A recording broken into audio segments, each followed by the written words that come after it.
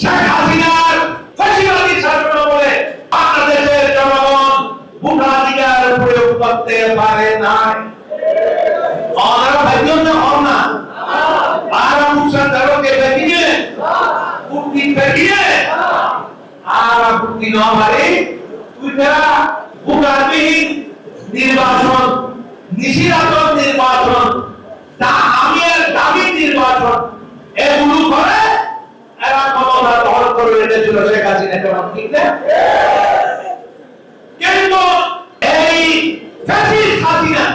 যে হাসিনা জামাত ইসলামী এবং ইসলামী ছাত্র শিবিরকে এই